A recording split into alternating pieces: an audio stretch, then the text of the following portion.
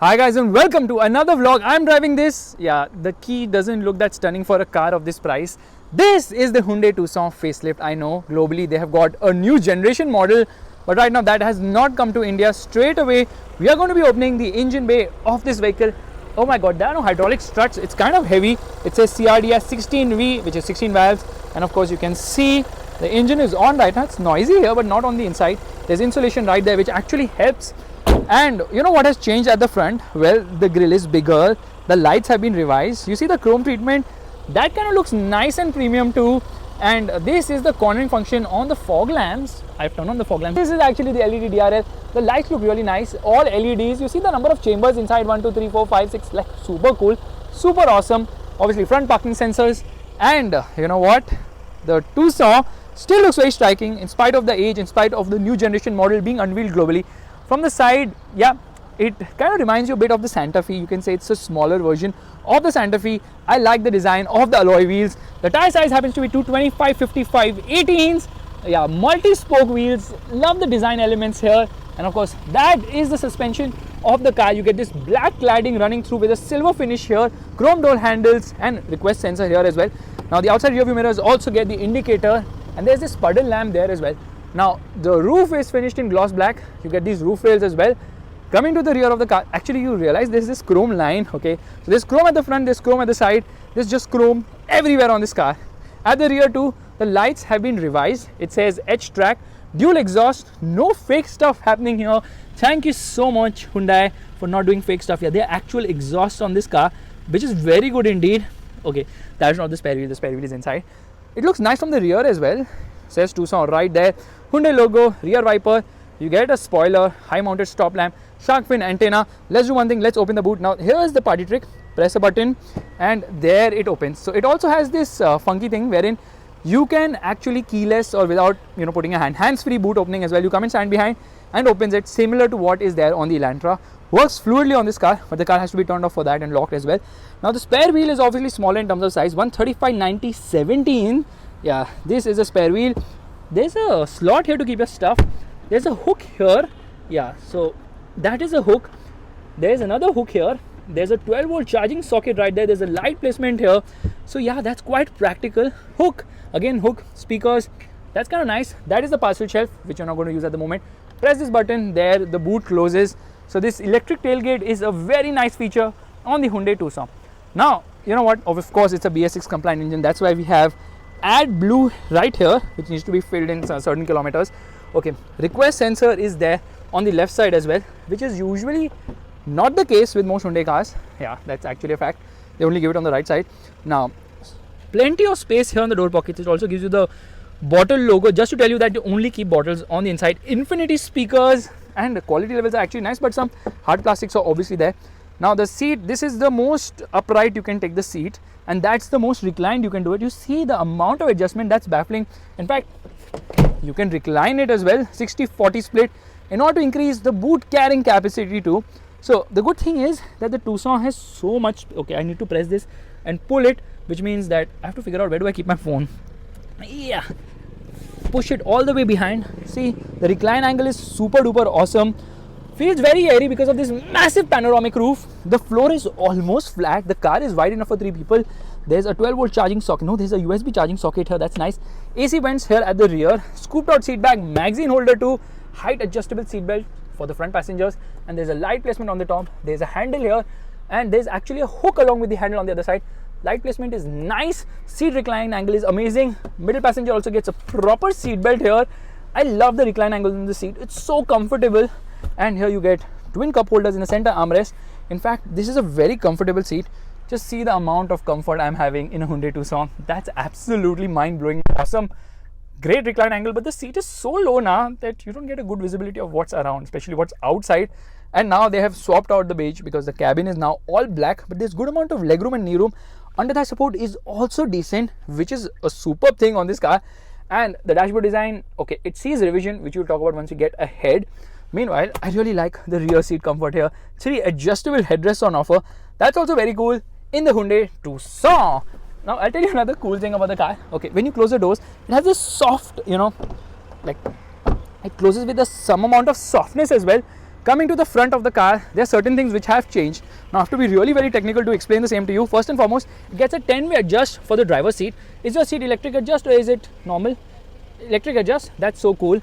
Okay, seats look nice. They're actually quite comfortable. The seats are really nice on this car. Of course, at this price, you expect the same. Door pockets are large enough at the front. These are the controls for the power windows. Unfortunately, it's only the driver side, which is a one touch up and down. Not a co-driver side. No other window is one touch up and down. At this price point, expect that. Controls for the outside rear view mirrors. You can actually open or close the mirrors from the inside, which is basic actually at this price point. Lock or unlock the doors. This is a child lock function. There is a proper dead pedal right there, and this is the fuse box. Now this lock button, 4-wheel drive lock button, is actually placed here. Earlier it was in the center, so there were 5 buttons there and a dummy button. Now that has shifted here. This is to open the boot of the car. This is the traction control button, and this is to increase or decrease the intensity of the instrument cluster. Here we're going to take it to maximum attack. Yeah, maximum, just for that brightness effect. Straight away on the inside, I realized that yeah, the Tucson is showing its age. What they have actually done, now they made certain changes to this car. First and foremost, okay, this was actually not floating. Now it is a floating 8-inch touchscreen infotainment system. Earlier, what was the case? You know, the AC vents were on the side. The AC vents have come down, so they've made changes here. This was finished in beige, which is now finished in black. Hard plastics here, soft plastics here. Yeah, so softest, soft, hard. I can kind of tell you the tire compounds in Formula 1 cars right now. Okay, steering wheel nice to hold. Plenty of buttons for the cruise control to browse through that infotainment system, rather the multi-information display. I keep calling the instrument cluster infotainment system because that is infotainment to me. That's fun. Okay, the regular affair. It's kind of old. It says H track. Right now we're in sport mode because we can. So you can browse through all this. Not very expensive as such, and you get an analog speedometer, fuel meter, tachometer, as well as a temperature meter, basically engine temperature. So there are 4 buttons there. Like I was telling you, there were 5 buttons earlier, so they've removed 1 button and shifted there. What are these 4 buttons? Auto hold function, drive mode. There are 3 drive modes on offer. There is eco, comfort and sport. Yeah, actually it is comfort and eco sport, not the Ford kind, but still. And this is for downhill assist. This is for parking sensors, front and rear parking sensors, of course. Gear lever feels nice to hold. Twin cup holders here. There's a storage space here as well. There's a wireless charging pad right there, and there is a 12-volt charging socket here. There's another 12-volt charging socket there, and there's a USB charging socket, wireless chargers. So plenty of charging options. In fact, below the front center armrest, there's this tray which you can go home, and I mean you can take it home. This is also big enough. The glove box is also big enough. It also gets the AC function and a light too. Cool glove box, not really big, but cool glove box along with a light on the inside as well. Now these are the controls for the air conditioning. The air conditioning works really nice. Dual zone climate control air conditioning in this car, and the AC vents are a little come down. This is the engine start stop button. Meanwhile, this is a nice screen. In fact, let's get into reverse right away. So this is the reverse parking camera. It gets guidelines. The guidelines are of course adaptive. Steering is kind of on the lighter side. Steering is adjustable both for steering is adjustable only for height. What are you saying? Oh my god, this at this price point is kind of surprising for me. I was expecting it to be both ways, but still that's not a problem because ergonomics are really very nice on this car. You get a good view of what's around. You get an auto dimming inside rear view mirror. It gets Hyundai's Blue Link connected car tech, SOS. This is the towing, and this is the Blue Link button. There is a cup holder. Sorry, there's a sunglass holder here. Why I keep saying cup holder? There's a light placement here, and these are the controls for the sunroof. Now of course there is a mirror here, a nice big mirror, but the light has to be turned on separately. Yeah, that light feels out of place. Same is the case here as well, but you know what, there's another party trick which Neha is going to show. Yep, here we go. So you can actually block the sun further if you feel so. Yeah, that is a nice angle for the same. Now what you're going to do is we're going to open the sun blind. So here is a bit tricky. Okay, if you press it a little harder, but if you have to press it so soft now that only the sun blind opens, but no, it usually opens the sunroof along. The same issue I had with the Creta. They should have another separate button just to open the sun blind. Okay, actually this opens really nice and big. In fact, this is humongous. I think people will wake up, so we should just shut up and just close this at the moment. Okay, I just want to close this. I don't want to close that. Why are you closing? So this is a bit of a problem, you know, getting this right. Now, can you just figure this out and adjust it? Thank you so much. Now, these are obviously controls for the audio system. This is for mode, this is for voice command, this is for volume, this is to increase or decrease the track, and this is for picking up call, and this is a declining a call button. And Neha is going to struggle a lot because they should have given another button. I want you to open the sun blind and I want you to close the sunroof. So that's kind of tricky here. That's the same problem I actually faced with this thing as well, with the Creta. Now, automatic headlights, of course, indicators, and this is for the wipers. Wipers work really well. Lot of spray on offer. Of course, it gets a rear wiper washer. So in order to use a rear wiper and washer, well, there you see, I'm using it, but I'm not actually getting the spray right. So, you know, actually you push it behind and there the spray is coming on. What happened? Frustrated? Tell me about it. When I was driving the Creta for a long time, I was like, why can't they give another separate button for this thing? Okay, relax, let it be. Let's get going with the other things on offer in this car. So first and foremost, this screen I was talking about. Now this is obviously very fluid, and it's nice to use too. Okay, let's get into the menu function. Like I was telling you about the blue link function, this is the blue link function. You get the regular stuff, but you don't get a driver rear view monitor. This is slick to use, and of course this Infinity audio system is really very awesome. Let's play an audio right away.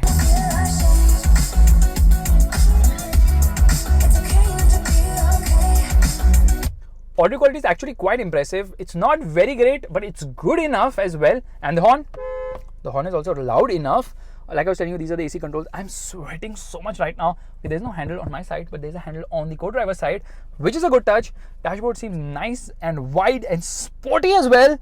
But you know what? Certain things could have been better, of course, because the Creta's got so many more features. You would expect an air purifier, driver rear view monitor as well. But that will obviously come in the new generation of the Tucson. But as I see it, this car is still quite impressive because of the amount of space at the rear and the recline angle as well, which is super duper awesome here. Okay, ergonomically, it's very sound a car, but honestly, all you care about is how is it to drive. So let's get going right away. Alright, we are all set to go, which means first I'm going to get into drive front. So you can see the parking sensors are blinking. So actually the parking sensors are seen in the MID as well, which I really like in Hyundai cars. Okay, we are in reverse right now. I don't know, someone has really parked up close on the left side. That happens to be a Marazzo. I think it's a Marazzo, it's a Innova. It's a Marazzo because of the rear view mirrors. I could identify. Well done, Faisal. Well done. I'm so proud of you.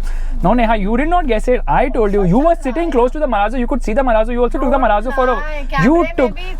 You remember you took the Marazzo somewhere for a drive. Anyways, we are in eco mode. Eco mode means steering wheel becomes lighter. That's amazing. That's really nice. So basically, 3 drive modes. What do they actually do? Obviously, they alter the steering wheel, the engine, and the gearbox. That's about it. Obviously, no adaptive dampers. Hyundai cars don't have adaptive dampers. Okay, I don't know what the cars are globally. Maybe Genesis has it, but who cares? Right now, we are driving the Tucson, and this is the 4-wheel drive version, which means that it is a bit more heavier than compared to the regular front-wheel drive version of the Tucson. We're going to see the ride quality. The suspension is on the softer side, which means that the ride quality is actually quite nice.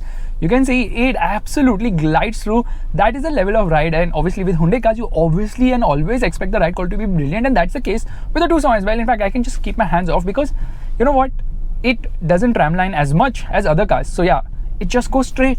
Other cars really tramline, but this does not tramline. That's super duper awesome. Now people will ask, what is tramline?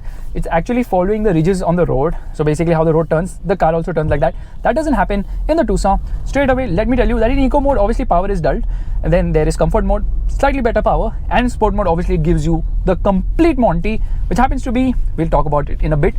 So ride quality is actually quite nice. This car's suspension is on the softer side. Actually, the 4-wheel drive version has a slightly stiffer ride, because they had to stiffen it up because of extra weight of the 4-wheel drive system. And the diesel obviously has a further stiffer ride when compared to the petrol version. And this is a diesel, which means that it's obviously front heavy. That's the reason why it kind of has this understeer as well. Now we are in a bit of an issue because there is a massive traffic jam on the right, which means we cannot go in our earlier dedicated route, which I was planning to take. No problem, we'll just take a U-turn from ahead and we'll just figure out what other route we have to take. Oh my god, there is so much traffic all of a sudden today. I don't know what's happening. So many people have come out on the road all of a sudden. Hua kya hai? Jahan kahan rahe hain ye log? So you see, the engine is smooth, it's refined, it's drivable, which is a good thing. If I get here, now the vlog will get over in the traffic jam only. So what you're going to do, we're going to take a U-turn. Okay, just look at it. The steering is so easy. Yeah, very easy a steering wheel. Now, ground clearance is fine to go through this water as well, but I'm not going to go through that because the car will get dirty. And motor beam guys are shooting today and they'll be like, kya karke layo gaadi ki to band baja di, tumne gandagi kar di. So steering is so light, that's insane, but it's not super light as well. I mean, it's light enough, so look at the traffic, that's absolutely crazy. So driving this car is very easy because I mean, it's a good view of what's around you. The dynamics are nice for city driving, of course. The engine is punchy, drivability is good, turbo lag is well contained as well, and the engine is refined unless and until you push it hard and fast. Now what engine is this? This is a 2-liter diesel engine. Now let me tell you something clearly. Okay, the Tucson is actually the SUV version of the Elantra, so uses the Elantra's platform, just like how the Creta is the SUV version of the Verna, and of course the Santa Fe is the SUV version of the Sonata. Now you guys need to tell me that the Palisade is the SUV version of which sedan? Okay, just leave it in the comment section below. So in terms of weight, it weighs obviously more than the Elantra. Now this car weighs around 1600 kgs. This is almost 250-300 kgs more than the Elantra, this 4-wheel drive version. Otherwise the front wheel drive version is around 175 kgs more. So yeah, it's a heavy car. It doesn't feel heavy. It feels light to drive somehow. That's also nice. So while I was telling you the ride quality is brilliant, there is a small issue. Because of the soft suspension, there's that continuous movement. No, not the body roll, not the body on frame kind of movement, but there's this movement which is happening all the time. You can feel that movement. Why is that movement happening? Simply because the suspension is on the softer side. So yeah, it kind of goes like this. However, because of the soft suspension of this car, the ride quality for the most part is brilliant, but in terms of stability, also it's great because obviously it's got 4-wheel drive system. So power is more front biased in this car. Actually, it only channels power to the front wheels, and then it goes to the rear wheels when it detects loss of traction. But there's a button here, 4x4 lock, 4-wheel drive lock, which channels 50% power to the front wheels and 50% power to the rear wheels, making it a 4-wheel drive in the real sense. Now, of course, on these roads, you can up the pace because the ride is really very nice. And you know what, even on bad roads, it doesn't thud through because the suspension is soft. It's not stiff, so it doesn't thud through anywhere, which is also a brilliant thing. The car has ample ground clearance for regular driving, but not really for off-road driving. So although you have a 4-wheel drive system, it's decently capable of the road. The approach angle is kind of poor, so you actually hit the front nose if you try to. Okay, nose is always at the front. Not really. The nose is on the top on my face. However, the nose tends to hit and touch, which is kind of, baffling, because the ground clearance is not enough for off-road driving. Now, of course, we are driving in eco mode, so what I'm going to do is I'm going to shift this into comfort mode. Now, comfort mode has slight more oomph, and the gearbox is actually smooth shifting. This is the same diesel engine which was there earlier. This is a 2-liter diesel engine. There's no difference in the engine from BS4 to BS6. Only thing is, it become more refined. Power delivery will become more leaner, and it complies with the new emission norms. Super duper traffic jam here. That's absolutely crazy. So what has actually changed? Well, that 6-speed gearbox is out of the way. Actually, the petrol still uses the 6-speed automatic. But you know what? Hyundai started supplying that 6-speed automatic torque converter gearbox to Tata Motors for the Harrier. So they didn't have any of that anymore. So they gave this Tucson an 8-speed automatic. So the petrol uses a 6-speed automatic. The diesel now uses an 8-speed torque converter automatic gearbox. It is very similar to what it was earlier, which means that, it's smooth in terms of shifts, not the fastest. Get into the gas, there it responds nicely, pulls strongly. The mid-range is really very surreal in this car, and in the top end it becomes vocal. So it's like refined for the most part, but as you push it hard and fast now in the top end, you can feel that the power delivery starts tapering very sharply, and it doesn't have that grunt in the top end, and that's the reason why it doesn't even pull to the 5000 RPM red line. It actually likes to upshift around 4 to 4000, between 4 to 4500 RPM, which is decent because it becomes noisy as well there. But for the most part, refinement is great. Only in the top end is like, now I'm going to get noisy because you know what? I don't like that space, and that's the reason you want to shift gears immediately when you reach the top end of the rev range. First and foremost, I'm going to turn off the 4-wheel drive lock system. I'm going to turn off traction control. I'm going to get into manual mode, and I'm going to put the drive mode into sport. Air conditioning is off, of course. Left foot on the brake, right foot on the accelerator. And Neha, when I give it the beans, you need to shut off the hazard lights. Here, revving the motor, rev still almost 2000 RPM, and off we go. Turn it off now. Why do you upshift so fast?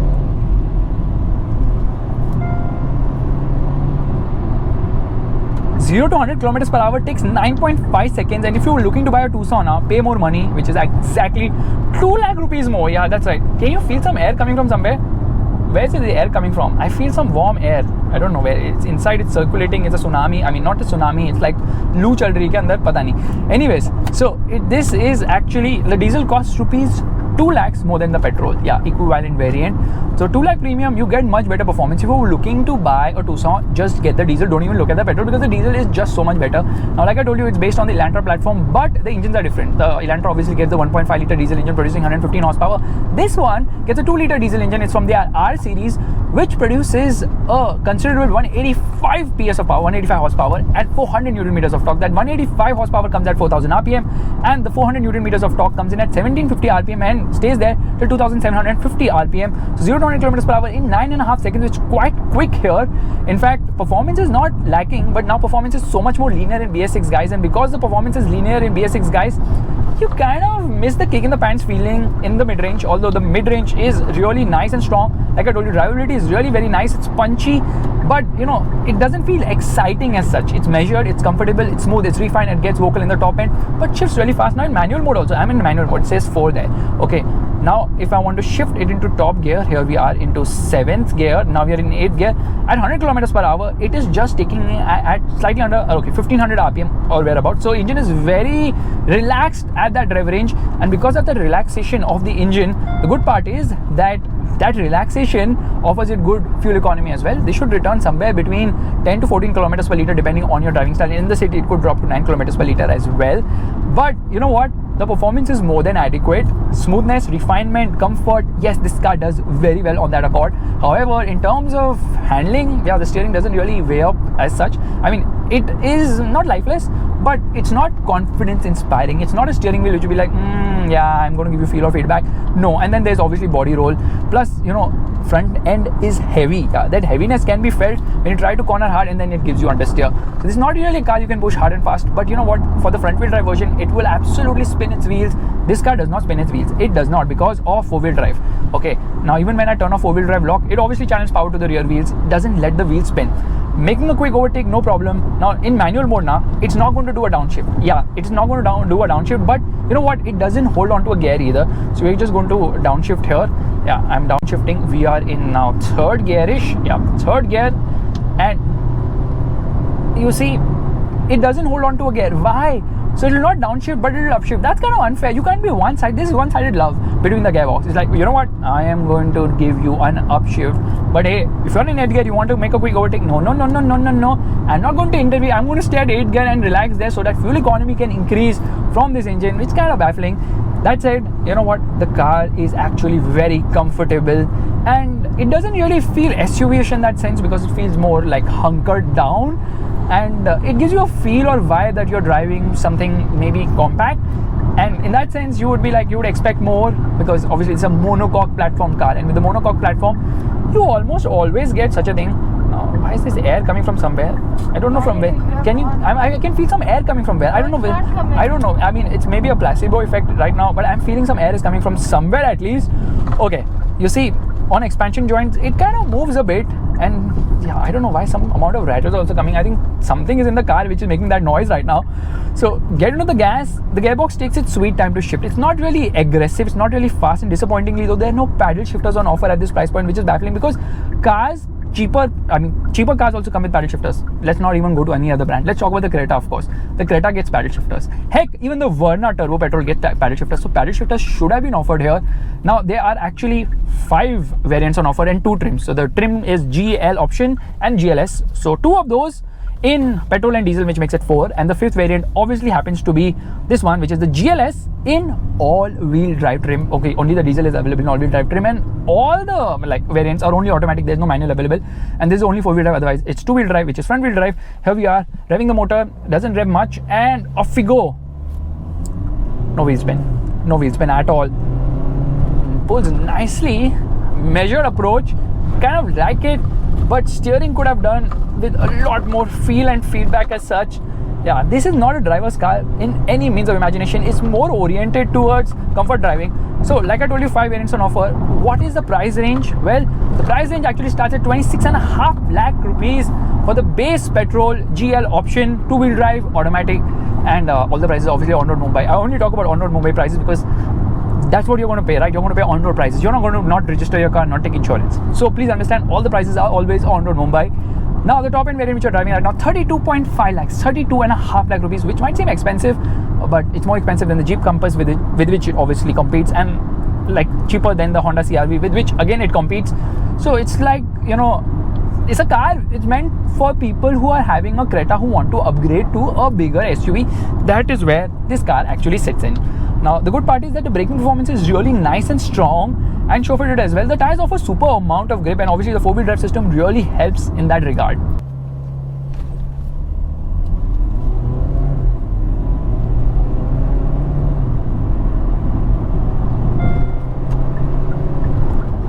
Okay, flat out this car will actually do 190 kilometers per hour, and it actually remains stable at higher speed, so that's not an issue at all either.